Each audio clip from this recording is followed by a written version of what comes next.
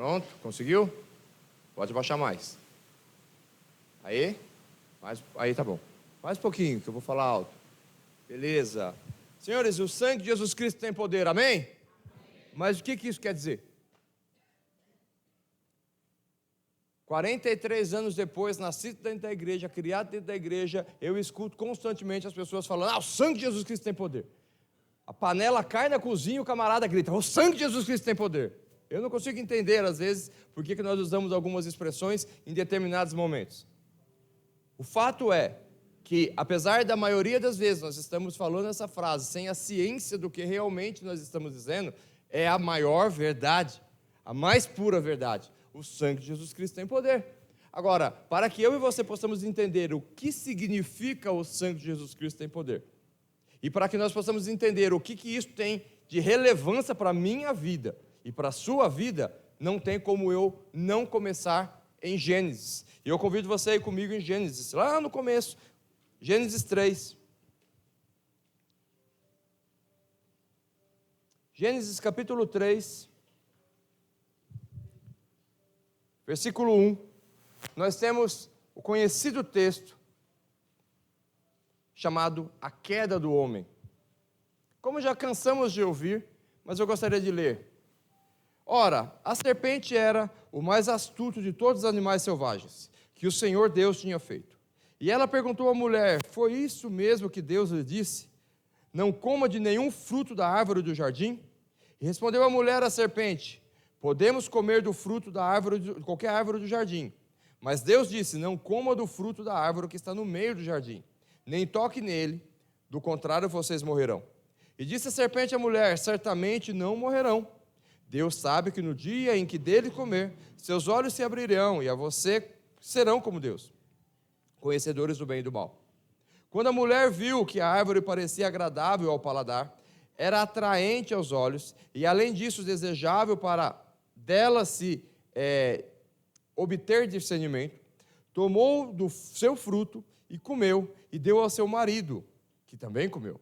Os olhos dos dois se abriram e perceberam que estavam nus. Então juntaram folhas de figueiras para cobrir-se. Ouvindo o homem e a sua mulher os passos do Senhor, Deus que andava pelo jardim enquanto soprava a brisa do dia, esconderam-se da presença do Senhor Deus entre as árvores do jardim. Mas o Senhor Deus chamou o homem e perguntou: onde está? E ele respondeu: ouvi teus passos no jardim e fiquei com medo, porque estava nu, e por isso me escondi. E Deus perguntou: quem disse que vocês estavam nu? Você comeu do fruto da árvore que eu proibi comer. E disse o homem: foi a mulher que me desse, que companheira que me deu, do fruto da árvore e comi. E o Senhor Deus perguntou então à mulher: que foi que você fez? E respondeu a mulher: a serpente me enganou e eu comi. Então o Senhor Deus declarou à serpente: uma vez que você fez isso, maldita é você entre todos os animais domésticos, rebanhos domésticos, e entre todos os animais selvagens. Sobre o teu ventre você rastejará, e o pó comerá todos os dias da sua vida. Porém, inimizade entre você e a mulher, e entre a sua descendência e descendentes dela. Este ferirá a sua cabeça, e você o ferirá o calcanhar. A mulher lhe declarou: multiplicarei grandemente o seu sofrimento na gravidez. Com sofrimentos você dará à luz a filhos. Seu desejo será para seu marido, e ele a dominará. E ao homem declarou: visto que você deu ouvido à sua mulher, e comeu do fruto da árvore, ao qual ordenei a você que não comesse, maldita é a terra por sua causa. Com sofrimento você se alimentará dela todos os dias da sua vida. Ela lhe dará espinhos e ervas daninhas, e você terá que alimentar-se das plantas do campo. Com o suor do seu rosto você comerá o seu pão, até que volte à terra, visto que dela foi tirado, porque você é pó, e ao pó voltará. Adão deu à sua mulher o nome de Eva, pois ela seria a mãe de toda a humanidade. O Senhor Deus fez roupas de pele e com elas a vestiu, Adão e sua mulher. Então disse o Senhor Deus: agora o homem se tornou como um de nós, conhecedor do bem e do mal. Não deve, pois, permitir que ele tome também o fruto da árvore da vida e coma, e assim viva para sempre. Por isso o Senhor Deus mandou embora do jardim do Éden para cultivar o solo do qual foi tirado. Depois de expulsar o homem, colocou ao leste do jardim do Éden querubins, uma espada flamejante que se movia, guardando o caminho para a árvore da vida. Meus irmãos, até aqui o texto, o capítulo todo, o sangue de Jesus Cristo tem poder. Por quê? A gente precisa entender a crucificação. Quando Adão e Eva pecou, eles passaram a ter um sangue pecador. É como se houvesse um DNA de pecado. Então hoje sou casado com a Giane, temos os nossos filhos, e se você olhar o Augusto, a gente gosta até de fazer isso. Recentemente eu peguei uma foto minha de quando eu tinha aproximadamente 6, 7 anos, e eu saí mostrando essa foto para algumas pessoas, e geralmente eles falam, de quem que é essa foto? Eles falam, é o Augusto. É o Augusto. Eu até postei recentemente uma foto minha, minha com a minha avó, do Augusto com a minha mãe, e a semelhança é impressionante, porque há uma carga genética que nós estudamos e aprendemos chamada DNA. Então existe essa carga genética passada de pai para pai, de pai para filho, e assim sucessivamente, e automaticamente nós vamos tendo semelhanças. Essas semelhanças, muitas vezes são físicas, e por causa do convívio, muitas vezes são hábitos. Hoje, por exemplo, eu vejo muito meu pai em mim, nos meus hábitos. Por mais que o meu pai já está acamado há 12 anos, é meu pai, me criou, então eu vejo esses hábitos. Então existe uma herança de hábitos, existe uma herança genética, uma carga genética. Então, se vocês automaticamente chegarem e olharem para o pai de vocês, para a mãe de vocês vão identificar muita semelhança. Isso é uma coisa muito natural. E talvez você fale assim, eu não pareço muito com meu pai. Talvez você pareça com seu avô. Mas essa semelhança vem sendo transmitida de geração para geração. Então nós podemos falar também que existe uma herança genética do pecado. Pastor, como assim? Nunca ouvi falar sobre isso? Quando Adão e Eva pecaram, eles passaram a ser pecadores, e eles passam a gerar filhos pecadores. Por esse motivo, Adão fala, Davi fala, em pecado me gerou minha mãe. Não é que a mãe de Davi estava fazendo algo ilícito, ou algo errado, ou alguma coisa completamente que tinha que ser protegida porque foi um erro, não. Mas filhos do pecado. Eu costumo dizer que a gente escuta isso na igreja há muitos anos, né? Cachorro tem cachorrinho, gato tem gatinho, peixe tem peixinho, mas crente não tem crentinho. Então, filho de crente não é crentinho. Você tem que ensinar ele a ser crente. Você tem que pregar para ele. E esse é um desafio todos os dias. Nós pregamos para os nossos filhos com palavra, ensino e principalmente testemunho. Só que cachorro tem cachorrinho, gato tem gatinho, pecador tem pecadorzinho. Até que ele é lavado e remido pelo sangue do Cordeiro. E meus irmãos, lavado e remido pelo sangue do Cordeiro. Às vezes a gente está orando e eu fico imaginando, a pessoa entra na igreja pela primeira vez, ele é tocado pela pregação e a gente faz um apelo, ele vem aqui na frente e você coloca a mão na cabeça dele e fala assim, Senhor, derrame o seu precioso sangue. Eu posso imaginar que às vezes algumas pessoas falam assim, meu Deus, o que vai acontecer agora, né? Talvez passe na cabeça dele que vão pegar um balde de sangue, vão derramar na cabeça da pessoa. Mas o que significa ser lavado e remido pelo sangue do Cordeiro? Nós vamos ver 5 pontos de relevância sobre isso. Mas entendendo agora que esse sangue ficou pecaminoso, vocês precisam entender por que Maria era virgem e por que Jesus Cristo morreu na cruz do Calvário. Por que isso? Porque a partir do momento que Maria sendo virgem, automaticamente falando, não existia essa herança de sangue pecador. O vínculo foi quebrado. E quando Jesus Cristo morre na cruz do Calvário, ele morre no meu lugar e no seu lugar, porque ele não estava sobre igual sentença. Eu vou pegar um exemplo aqui, para mim poder expressar isso muito bem.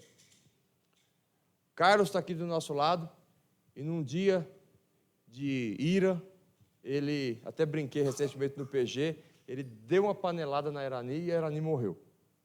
Morreu a panelada, Irani. E ele foi para o corredor da morte. Brasil agora, nesse exemplo aqui, tem pena de morte. Foi para o corredor da morte. O Renan, por sua vez,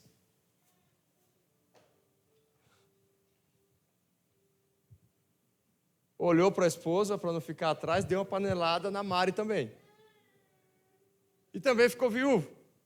E também foi condenado à morte. E agora você tem o Carlos no corredor da morte e o Renan no corredor da morte. Ambos estão condenados. Ambos estão condenados. Aí chegou o dia da execução do Carlos. E o carrasco chega e fala o seguinte: alguém aqui se motiva a assumir o lugar do Carlos? Aí o Renan levanta a mão: eu. Aí o carrasco fala: você não, você é o próximo. Jesus Cristo não estava sobre igual sentença, porque ele não tinha esse sangue pecador. Então ele morre no meu e no seu lugar, como um sacrifício perfeito de Deus, um derramamento de sangue em prol a mim. E quando ele então assume o meu lugar, porque ele não estava sobre igual sentença, esse sangue foi derramado, esse sangue que tem poder para perdoar pecados e para perdoar pecados. Agora vamos entender desse macro contexto que eu vou repetir rapidamente. Lá no Éden, Adão e Eva pecaram. E porque eles pecaram, eles se tornaram pecadores. E automaticamente eles passaram a ter filhos pecadores, com sangue pecador. E eles foram então tendo novos filhos pecadores. E esse pecado foi se arrastando com esse DNA pecador. Num determinado momento, agora Jesus Cristo, que não nasce sobre qual sentença, ele automaticamente assume o meu lugar. E ele morre no meu lugar. E o sangue de Jesus Cristo foi derramado. E por isso ele tem poder. Agora, vamos entender o seguinte: poder para quê? O primeiro passo é para perdoar. Convido vocês a abrir as vossas Bíblias no livro de Romanos, capítulo 8, versículo 1.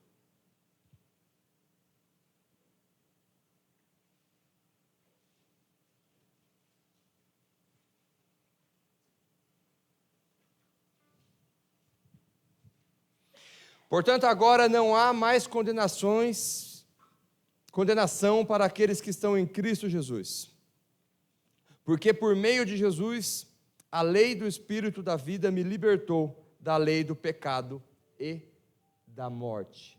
Meus irmãos, quando eu entrego a minha vida a Jesus Cristo, então algo acontece. Eu era um pecador. Como todos nós nascemos pecadores. Pastor, você está falando que você não é mais pecador? Eu continuo sendo pecador, mas agora eu fui perdoado. Quando nós falamos o sangue de Jesus Cristo tem poder, isso é algo de uma expressão tão poderosa, porque não é simplesmente, se assim eu posso dizer, a morte de Cristo na cruz, mas é todo um plano perfeito de Deus para entregar um Cordeiro perfeito, Cordeiro Santo de Deus, Cordeiro perfeito de Deus, para assumir o meu lugar e eu agora ser perdoado. O contexto é muito maior. Quando você entrega a sua vida a Jesus Cristo, quando você reconhece que Jesus Cristo é o seu Senhor e Salvador, você não simplesmente faz parte de um hall, de um membro de uma igreja. E aqui eu tenho que fazer um alerta. A igreja não pode se tornar uma casa de show. Às vezes nós queremos ver um show. Às vezes nós queremos ver algo diferente. Às vezes nós queremos sentir o som alto, a iluminação. Isso faz parte da natureza humana, vamos dizer assim. Mas a igreja é um lugar de louvor, de adoração e de pregação, de leitura da palavra de Deus, de reflexão sobre as nossas vidas. No momento que eu entro pelaquela porta, eu tenho que ter a convicção plena. Eu, nesse momento, vou me desligar de absolutamente tudo. Eu sei que amanhã eu tenho que levantar às 5 horas da manhã, às 6 horas da manhã, tenho contas para pagar, tenho lutas para vencer, tenho um filho para educar. Mas eu entro aqui e falo assim: Senhor, a partir desse momento, o meu tempo é seu. Eu estou aqui para prestar um culto consciente e racional, como disse Paulo. Eu não estou aqui me preocupando com a roupa de fulano, de ciclano. Eu não estou preocupado com a iluminação ou não iluminação. Eu estou aqui para o louvor da tua glória. Porque eu fui resgatado. Porque o Senhor entregou o seu Filho para morrer em meu lugar. O sangue de Jesus Cristo tem poder, era um sangue puro. Era um sangue que não estava sobre igual sentença. E eu gosto de dizer, geralmente eu falo isso da ceia ou quando eu estou pregando sobre a crucificação, que cada vez que os romanos eles davam uma chicotada nas costas de Jesus, que deve ter pego em todo o seu corpo, e rasgava, encontrava o sangue, o coração dele batia, e o sangue fluía, e encontrava uma veia rompida, e aquele sangue ia jorrando, e a vida que estava nele, aquele sangue puro que estava nele, aquele sangue que não estava sobre condenação, saía dele e aspergia sobre uma terra que tinha sido condenada. Maldita é a terra por sua causa. O sacrifício de Cristo na cruz do Calvário não foi simplesmente pegar uma pessoa e colocar lá, não foi simplesmente o ato da cruz. Porque sim, a cruz era uma morte terrível. É uma morte totalmente humilhante, dolorosa. Primeiro eles pegavam a pessoa e davam uma surra nela e deixavam ela praticamente semi-morta. E depois eles colocavam ela na cruz e eles pregavam essa pessoa na cruz. E os estudos, quando você analisa um pouco mais e mergulha um pouco mais na morte de crucificação, geralmente eles morriam asfixiados. Porque a posição, eu convido você inclusive a fazer um teste um dia na sua casa, tá? Você pega um martelo bem grande, os pregos grandes, e você consegue fazer o teste igualzinho, amém? Vocês estão prestando atenção, né? Mas você deita na sua casa, deita no sofá, não, no chão, e fica em posição de crucificado. Estica bem, e fica ali uns 3 minutos, nessa posição, e você vai começar a perceber que para respirar não fica tão fácil. Você nem precisa estar na posição em pé. Então, quando você estuda claramente a crucificação, você vê que os crucificados, eles ficavam alternando em dor. Às vezes, para ele conseguir respirar, ele tinha que jogar toda a força que ele tinha no corpo, em cima do prego do pé e da mão, para ele conseguir aliviar a tensão do seu tórax, para que ele pudesse encher o pulmão por um pouco. E geralmente eles morriam por asfixia. Mas vamos entrar no detalhe da crucificação e da morte de cruz. Mas o fato é que a morte de cruz não foi uma exclusividade de Jesus Cristo e não foi uma exclusividade daqueles 2 ladrões. O Império Romano matava muitas pessoas com crucificação. Se você teve a oportunidade de assistir em algum momento aquela série Espartacus, você vai ver que num determinado momento o Império Romano chegou a crucificar 6.000 pessoas. A morte de cruz era horrível. Mas o que aconteceu quando Jesus Cristo morreu na cruz do Calvário era o cumprimento de um plano perfeito de Deus, morrendo em meu e no seu lugar, para que eu e você pudéssemos ser livre. Livre do quê? Do pecado, da maldição do pecado. E eu e você temos que entender exatamente isso, que quando eu reconheço Jesus Cristo como meu Senhor e Salvador, e agora entendendo que eu fui lavado e remido pelo sangue do Cordeiro, eu não ganhei pouca coisa. Não é simplesmente, agora eu sou membro de uma igreja. Não é simplesmente, agora eu faço parte de um clube social chamado igreja. Não é simplesmente sair de casa no domingo à noite e ir para a igreja. Não. Nós somos uma nova criatura, uma raça eleita, nação santa. Povo de propriedade exclusiva de Deus, comprado pelo sangue de Cristo, que foi derramado na cruz do Calvário, um sangue puro. Um sangue puro. Parece um pouco contraditório, mas a grande maioria dos cristãos não sabem por que Maria era virgem. Ela era virgem justamente para que o sangue de Jesus Cristo pudesse ter poder, ser um sangue puro, sem pecado, para que eu e você fossem beneficiados, libertos e transformados. Agora, nós lemos 1 João 7, eu gostaria de ler novamente, que agora vai fazer ainda mais sentido, que diz o seguinte: se porém andarmos na luz, como Ele está na luz, temos comunhão uns com os outros, e o sangue de Jesus, seu Filho, nos purifica de todo o pecado. Somos purificados, andamos em comunhão e nos mantemos na luz. Meus irmãos, são 3 situações. Primeiro, eu me mantenho na luz. Sabe o que é se manter na luz? Fuja de toda aparência do mal. Se aquele ambiente não é um ambiente de perfil de crente, não esteja lá. Não faz sentido. E se você está andando num ambiente que é um ambiente que não é um ambiente cristão, e você se sente confortável lá, tem alguma coisa errada. Se você simplesmente entra num ambiente que não é um ambiente de pessoas salvas, e você se sente confortável, opa, examine-se, vai para casa e fala: Senhor, o que está acontecendo comigo? O que está acontecendo comigo? A segunda condição, ele fala, andar em comunhão. Eu e você temos que ter comunhão, porque nós somos um corpo. Não dá para fazer parte do corpo sem ter comunhão. Não tem condição. A comunhão é algo inerente da vida do cristão. E aí nós vamos entender que nós tivemos os nossos pecados perdoados. Lemos 8, Romanos 8, as coisas velhas ficaram para trás, e agora eu preciso ler Apocalipse com você. Vai comigo em Apocalipse, capítulo 7,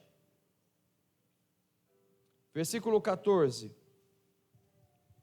Apocalipse 7, 14, diz assim: e respondi, Senhor, tu o sabes. E ele disse: estes são os que vieram da grande tribulação, que lavaram as suas vestes e alvejaram no sangue do Cordeiro. Somos totalmente dependentes do sangue do Cordeiro. Totalmente dependentes desse sangue. Pastor, aonde eu consigo um pouco desse sangue? Eu vou contar para você. Numa coisa chamada arrependimento. Numa coisa chamada oração. Numa coisa chamada renúncia. Eu não mais vivo, mas Cristo vive em mim. É isso.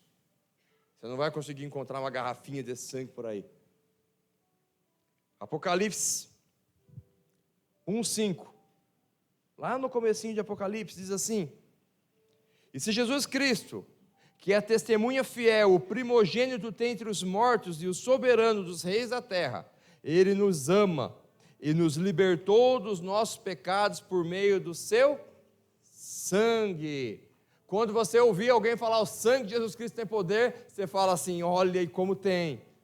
Porque não tem absolutamente nada, não tem, ou melhor, não houve, não existe e não haverá nada mais poderoso do que o sangue de Jesus Cristo. Não é possível. Não há bomba atômica, não há potência nenhuma, absolutamente nada que pode ser mais poderoso do que o sangue de Jesus Cristo. Amém? Então Ele nos perdoa, como os textos nós acabamos de ler. E eu gostaria de falar agora sobre santificação, porque quando estamos em Cristo, também há uma coisa chamada santificação. E eu convido você a abrir as nossas Bíblias, ainda em Apocalipse, para aproveitar que está lá, capítulo 22. Vamos lá para o final do livro. Bem no finalzinho, o último capítulo do livro, versículo 14, diz assim: felizes os que lavam as suas vestes, e assim têm direito à árvore da vida, e podem entrar na cidade pela a porta. Olha que interessante, meus irmãos. Jesus Cristo fala: eu sou o caminho, a verdade e a vida. Ninguém vem ao Pai, senão por mim. Ah, mas só a minha igreja salva. Seita. Quem salva é Jesus Cristo. Ponto. Não podemos afirmar isso jamais. Agora observe como é importante conhecer a Bíblia. Escondi a tua palavra no meu coração para não pecar contra ti. Crente tem que ler a Bíblia todo o tempo, porque você vai perceber agora 2 textos. Nós iniciamos falando do texto que se encontra lá no início do livro de Gênesis, capítulo 3.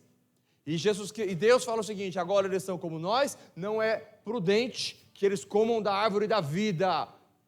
Colocou eles para fora do jardim, colocou um anjo guardando para eles não chegarem perto da árvore da vida. Agora, capítulo 22 de Apocalipse, último capítulo, finalzinho do finalzinho do finalzinho, olha o que ele fecha. De novo, vamos ler que bonitinho. Felizes os que lavam as suas vestes, e assim têm direito à árvore da vida, e podem entrar na cidade pelas portas. Lavam como? Pelo sangue do Cordeiro, que tem poder, que é poderoso para fazer infinitamente mais do que pedimos ou pensamos. Não consegue largar um vício? Se lave no sangue do Cordeiro. Não consegue perdoar? O sangue de Jesus Cristo tem poder. Tem dificuldade com qualquer situação? Não consegue orar? O sangue de Jesus Cristo tem poder para te assessorar, para te ajudar. Não consigo, pastor, ter intimidade com Deus? O sangue de Jesus Cristo tem poder. Não consigo ter fé? O sangue de Jesus Cristo tem poder. O sangue de Jesus Cristo tem poder, e Ele nos alimenta, nos guia, nos sustenta. É exatamente sobre Ele que precisamos nos conectar e nos buscar força, porque sem o sangue de Jesus Cristo vai ficar difícil. Continuando o texto, na próxima vez que você escutar alguém falando o sangue de Jesus Cristo tem poder, você falar para ele assim: muito, porque basicamente toda a Bíblia está relacionada a isso. Você vai ver agora então comigo em Hebreus, vá comigo em Hebreus. Hebreus fala muito sobre isso.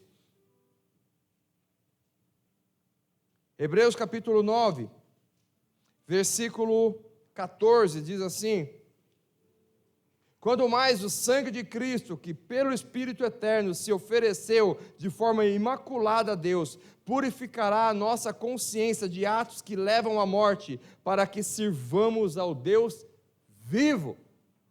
Hebreus ainda, mesmo Hebreus, capítulo 13 agora. Versículo 12. Assim Jesus também sofreu fora das portas da cidade, para santificar o povo por meio do seu próprio sangue. O sangue de Jesus Cristo tem poder. Talvez seja uma das frases mais gostosas de dizer e mais importante que saia da minha e da sua boca, mas consciente. Se hoje nós temos uma expectativa, uma certeza do amanhã, uma plena certeza da nossa salvação, eu posso te afirmar, é porque o sangue de Jesus Cristo tem poder. Pastor, eu não consigo, o sangue de Jesus Cristo tem poder. Porque se eu e você tentarmos resolver algumas coisas com os nossos próprios braços, se eu e você tentar abandonar um vício com a nossa própria boa vontade, se eu e você tentarmos resolver alguma situação espiritual com os nossos próprios braços, nós não conseguiremos. Por esse motivo, muitas vezes nós estamos lutando com as armas erradas. Nós estamos lutando com o nosso intelecto, com estratégias de homens, mas o que cabe a mim e a você é clamar o sangue de Jesus Cristo, porque esse tem poder. Amém? Então falamos sobre Ele tem poder para perdoar, Ele tem poder para santificar, e agora também eu quero falar sobre adoração. E ainda em Hebreus, eu gostaria de convidá-lo a abrir no capítulo 10, versículo 19, e diz o seguinte: portanto, irmãos, temos plena confiança para entrar no lugar santíssimo pelo sangue de Jesus Cristo, por um novo e vivo caminho que Ele nos abriu por meio do véu, isto é, o seu corpo. Provavelmente você já ouviu eu orar dizendo o seguinte: Senhor, que o Senhor, pelo caminho proposto na cruz do Calvário, nós adentramos no Santo dos Santos para te louvar, para te adorar, para te agradecer e declarar as tuas maravilhas. Eu oro muito assim. E talvez alguma pessoa já pode ter pensado assim: nosso pastor decorou essa frase e ele fica repetindo sempre ela nas pregações. Não deixa de ser verdade, mas é consciente. Não é uma frase morta, não é um jargão, mas é o que eu realmente acredito. Eu acredito nisso. Pelo caminho proposto na cruz do Calvário, quando Jesus Cristo morreu na cruz do Calvário, cumprindo a vontade de Deus, despejando o seu sangue por toda aquela estrada, aspergindo o seu sangue. Quando Jesus Cristo se entrega na cruz, ele fala: Pai, está consumado. Meus irmãos, não foram os romanos que mataram Jesus Cristo. Não foram os romanos. Não foi Caifás, não foi nenhuma trama, não foi a traição de Judas. Jesus Cristo se entregou para que eu e você pudéssemos ter acesso a esse sangue poderoso. Sabe, quando eu oro pelo caminho proposto na cruz, Deus na cruz do Calvário propõe esse caminho. Eu entro no Santo dos Santos. O que é o Santo dos Santos? É onde somente os que não tinham pecados, que ficavam um ano de purificação, entravam lá dentro, e se fosse encontrar um pecado, eles eram arrastados. Mas agora eu sou lavado e remido pelo sangue do Cordeiro, e eu passo a ter acesso direto a Deus. Eu não preciso mais sacrificar um animal, porque agora eu fui lavado por esse sangue, e eu tenho acesso no Santo dos Santos, onde Deus está, fazendo uma alusão ao tabernáculo. Então eu costumo dizer, pelo caminho proposto da cruz do Calvário, eu entro no Santo dos Santos. E para que eu entro no Santo dos Santos? Para te adorar, para te agradecer, para bendizer o teu santo nome, para te clamar. Eu vou contar um segredo para vocês. Sabe qual é a oração mais comum nos meus lábios? Deus, me ajuda, porque eu preciso de Ti. Abraham Lincoln uma vez falou uma frase extremamente relevante. Quando você vê os Estados Unidos, uma grande nação, hoje considerada a maior potência do mundo, um país que basicamente administra o mundo, tem como seus fundadores alguns homens, entre esses homens Abraham Lincoln, considerado o pai da República Americana, do Estado americano. E ele fala uma frase pouco divulgada. Ele fala o seguinte: há momentos no dia que a sabedoria que há em mim e a sabedoria que está naqueles que estão ao meu redor não são suficientes para os desafios que nós temos que enfrentar. E nesse momento me cabe clamar a Deus.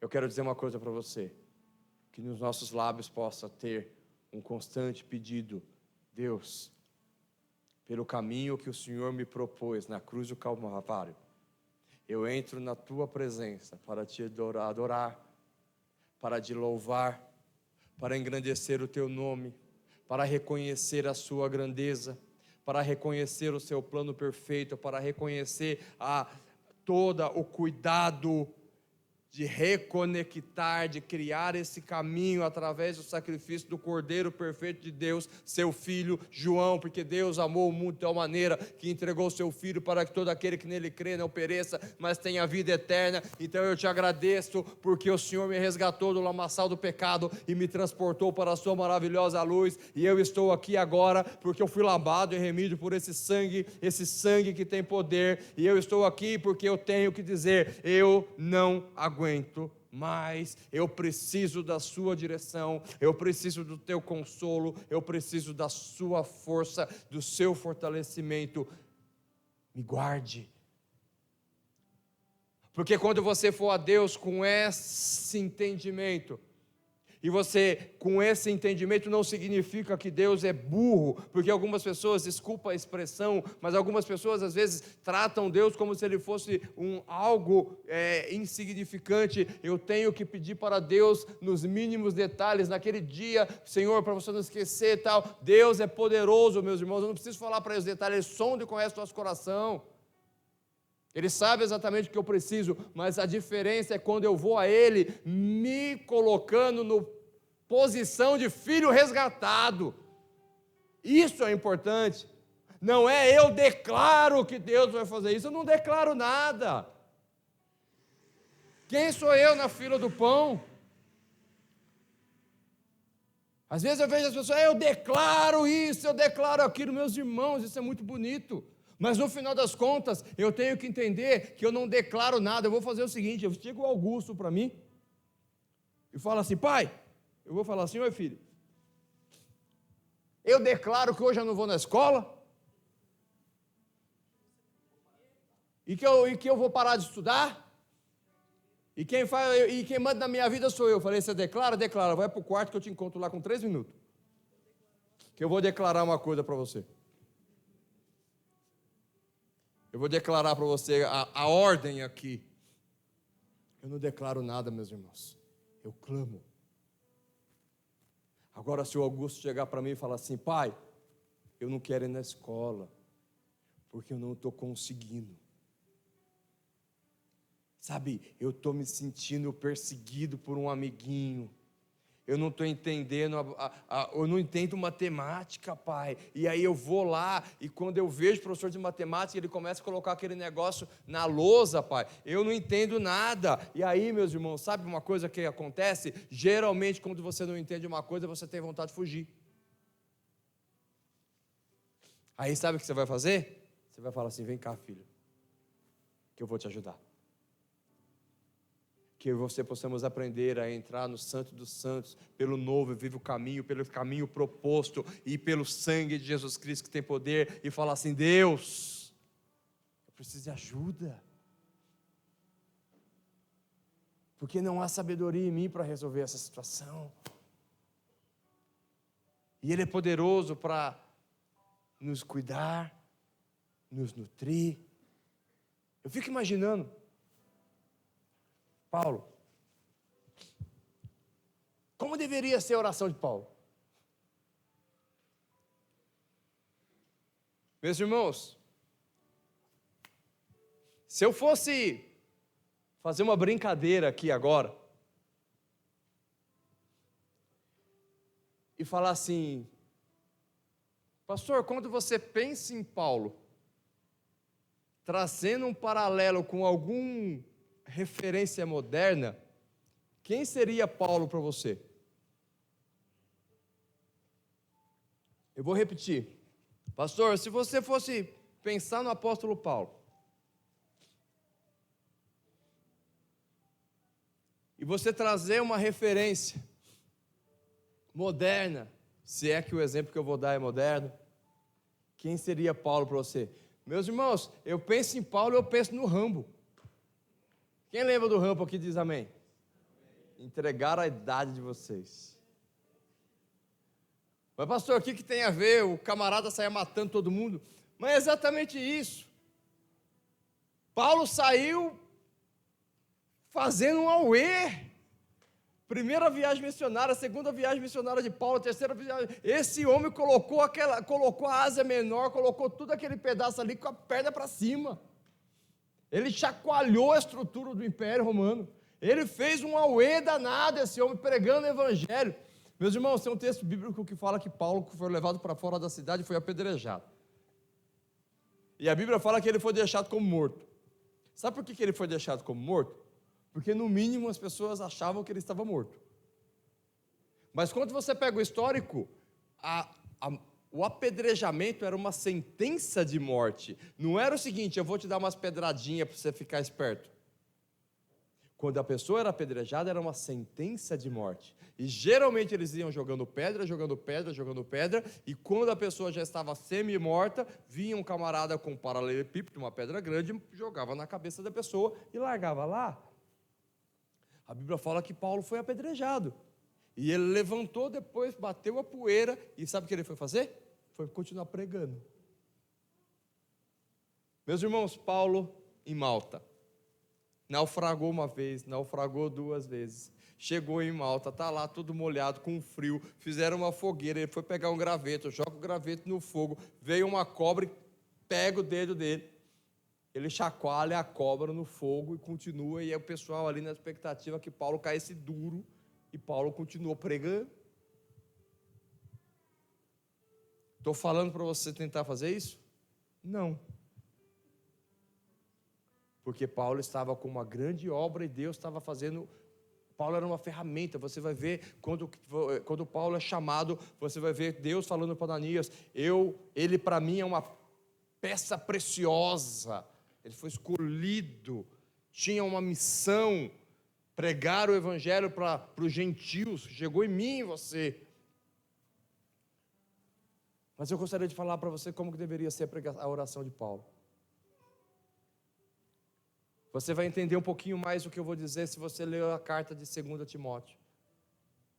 Provavelmente Paulo chegava e falava assim: Deus, me ajuda.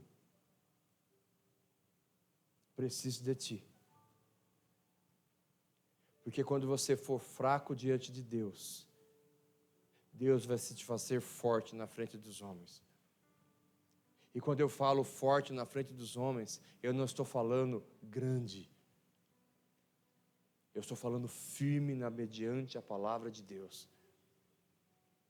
E eu vou repetir isso: quando você se fizer fraco na frente do Senhor. A Bíblia fala: quando eu sou fraco, então eu sou forte. Quando você se posicionar no Senhor, na frente do Senhor, fala: Deus, eu não aguento mais. Deus, eu não consigo. Deus, me ajuda. Socorro. Você está chegando para o seu pai e está falando: Pai, eu não consigo fazer a prova de matemática. Eu preciso de ajuda.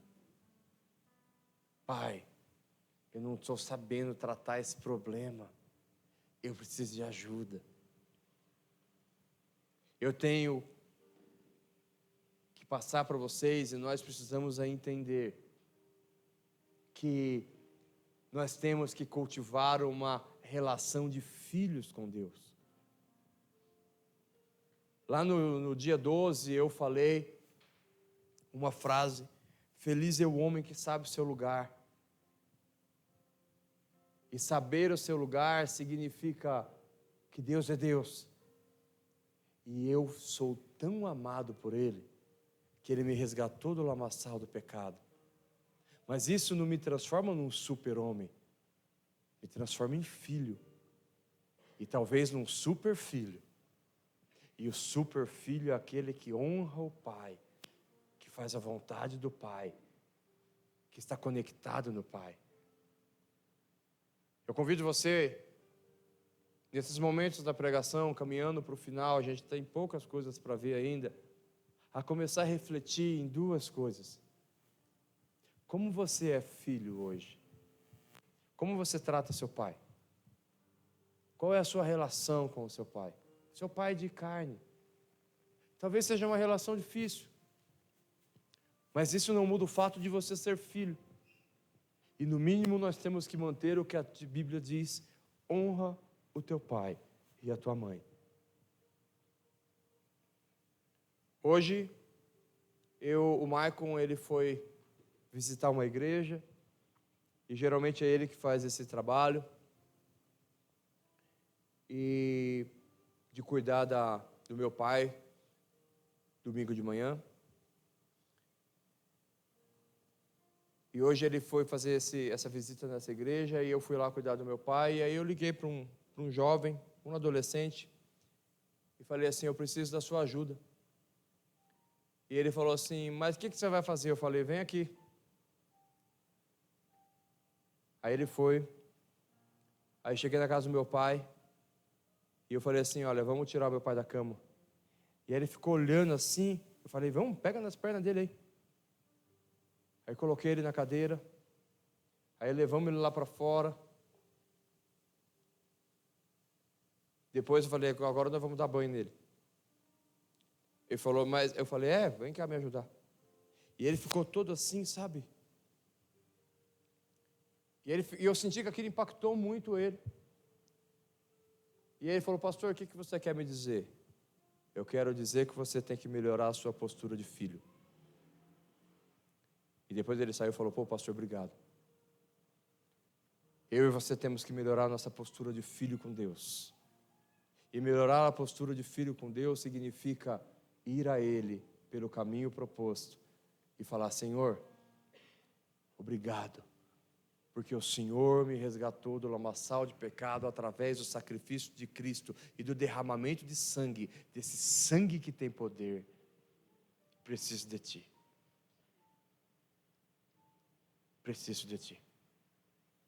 Então esse sangue, ele perdoa, esse sangue, ele santifica, e ele também nos ensina a adorar. Em Hebreus 10, 19, portanto, irmãos, temos plena confiança para entrar no lugar do Santo dos Santos, pelo sangue de Jesus Cristo, por um novo e vivo caminho que Ele nos abriu por meio do véu, isto é, o seu corpo. Em João, o Evangelho, capítulo 10, capítulo 4, versículo 24, você vai ver o seguinte: Deus é Espírito, e é necessário que os que o adorem em Espírito e em verdade. E antes de eu explicar, vamos para Efésios, capítulo 2, versículo 13. Mas agora, em Cristo Jesus, vocês que antes estavam longe, foram aproximados mediante o sangue de Jesus. Eu e você fomos aproximados de Deus pelo sangue de Jesus Cristo.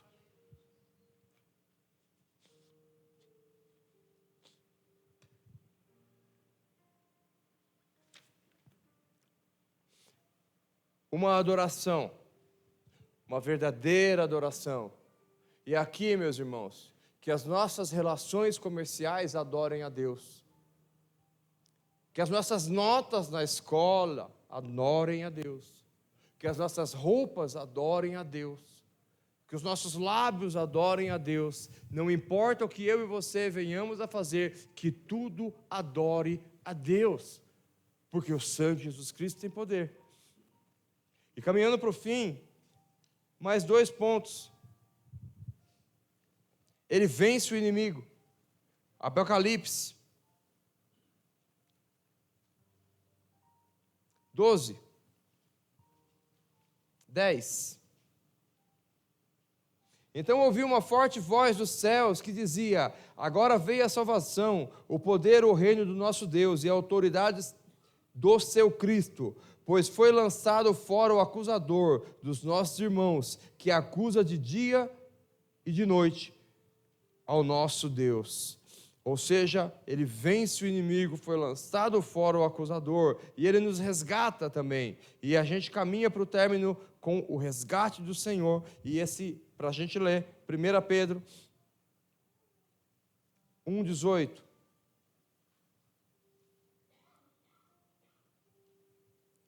Pois vocês sabem que não foi por meio de coisas perecíveis como prata ou ouro que vocês foram redimidos da sua maneira vazia de viver, transmitida por seus antepassados, mas pelo precioso sangue de Cristo, como de um cordeiro sem mancha e sem mácula.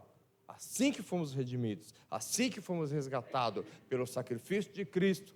O sacrifício de Cristo na cruz do Calvário não foi simplesmente uma morte de cruz. Foi o Filho de Deus, com o sangue sem pecado, que morreu na cruz do Calvário por amor à minha vida. Isso que eu e você temos que gravar no nosso coração. E só mais um texto para terminarmos.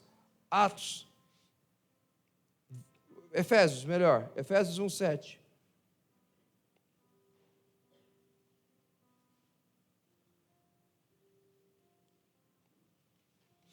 Nele temos a redenção por meio do seu sangue, o perdão dos pecados de acordo com as riquezas da graça de Deus. Redenção por amor ao sangue. Meus irmãos, o sangue de Jesus Cristo tem poder. E você vai ver que todo o Novo Testamento é impregnado dessa palavra.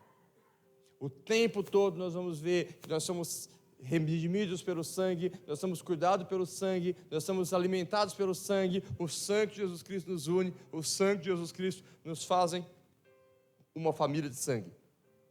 Porque hoje eu tenho o mesmo sangue que o meu irmão, correndo em nossas veias.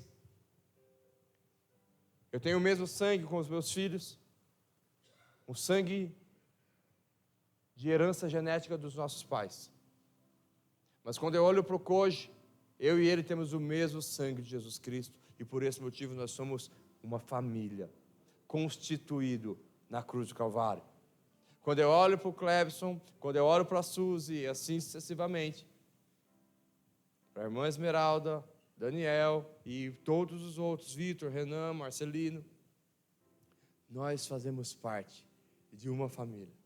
Uma família totalmente diferente, mas uma família. Ontem, nós fomos convidados para estar no Congresso da Assembleia de Deus, e eu fui. Nunca tinha ido. E eu saí de lá e eu fiz uma oração. Deus, e agora eu quero ir para o céu mais do que nunca. Porque eu quero ver como que o Senhor vai administrar esse povo todo.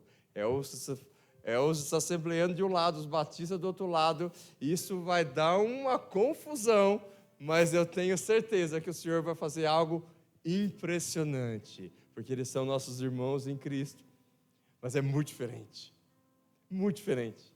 E eu fiquei olhando aquilo e falei, puxa vida, como é diferente. Como que vai conviver todo esse povo junto? Vai ser uma grande festa.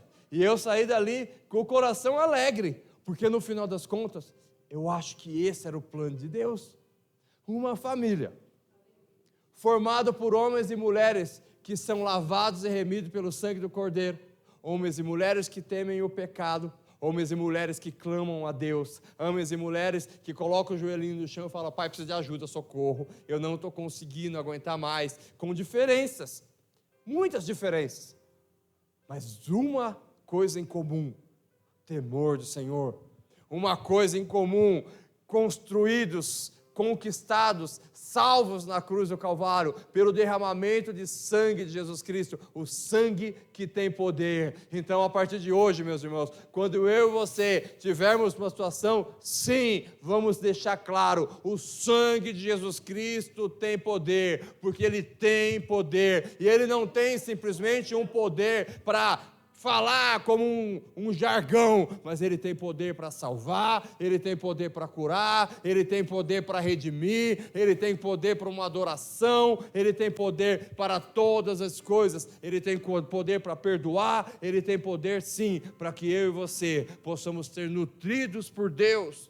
para que eu e você possamos chamar Deus de Pai, e talvez esse seja o maior privilégio do sangue poderoso de Jesus Cristo derramado na cruz do Calvário. Eu posso dizer, meu Deus e meu Pai. Pessoal, uau, meu Deus e meu Pai.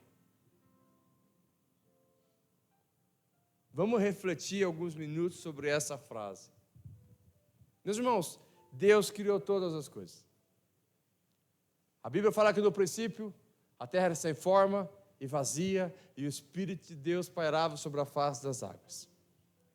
Todas as vezes que eu leio esse versículo, vem na minha mente uma desordem escura. O negócio não tinha meio formato. Você vai ver um pouco mais à frente, você vai ver que Deus, Ele depois separou a porção seca e a porção não seca, ao qual Ele chamou de águas e terras. Ele juntou.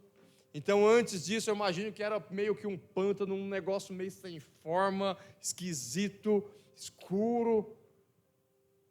Mas Deus tinha que falar, haja, e ouve, e Ele começa a construir, e como um pintor, Ele constrói uma coisa impressionante, e todas as coisas que nós vemos são criadas por Deus, nós não temos absolutamente nada, absolutamente nada. Vamos imaginar que nessa criação Deus criou lá 100.000 toneladas de ouro, e essas 100.000 toneladas de ouro no máximo trocou de mão no decorrer desse tempo, mas continua sendo de Deus. Ele simplesmente permite que isso troque de mão em mão. Tudo foi feito por Ele. Todas as coisas foram feitas por intermédio dEle. E tudo é dEle. Eu costumo dizer que no princípio criou Deus a tabela periódica, e nós demoramos quase 2000 anos para descobrir o que é hidrogênio, o que é nitrogênio, o que é oxigênio, e anos de estudo, anos e anos de pesquisa, para a gente entender o que Deus criou no haja. Simplesmente Ele falou haja, e tudo que nós demoramos a vida inteira para descobrir até o momento, Deus fez com haja. E através do sacrifício de Cristo da cruz do Calvário, através do derramamento de sangue, desse sangue puro, incorruptível, eu posso chamar esse Deus de Pai. Eu gostaria de convidá-los a gravar isso no seu coração. Por causa desse sangue incorruptível, esse sangue poderoso, puro, que não estava sobre igual sentença, que morreu em nosso lugar, o Deus de Abraão, o Deus de Isaac, o Deus de Jacó, o Deus de Moisés, o Deus de Daniel, o Deus de Josué, de Elias, de Eliseu, é meu Deus. E mais, Elias não chamou Deus de Pai, Moisés não chamou Deus de Pai, Jacó não chamou Deus de Pai, Abraão não chamou Deus de Pai, mas por Cristo eu posso dizer, meu Deus e meu Pai. Meus irmãos, isso é muito legal, isso é muito grande e muito privilegiado. Eu me sinto profundamente honrado e profundamente afortunado de poder entrar no Santo dos Santos pelo caminho proposto na cruz do Calvário e dizer, meu Deus e meu Pai, preciso de Ti, porque eu não estou dando conta disso não. Eu não estou dando conta dessa situação não. Me ajuda, para que eu e você possamos efetivamente cultivar um relacionamento próximo com Deus. Que essas palavras, meus irmãos, possam ficar no seu coração, mas que acima de tudo, vocês possam sair daqui com duas reflexões. A primeira, como eu tenho tratado o meu Pai? É um bom exercício.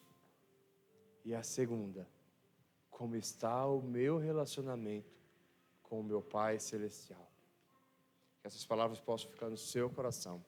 Fique de pé, o pessoal do louvor. E meus irmãos, como eu mencionei, eu vou estar orando por alguns enfermos. Se tiver alguém precisando de uma oração, vem aqui na frente na hora do louvor. Amém?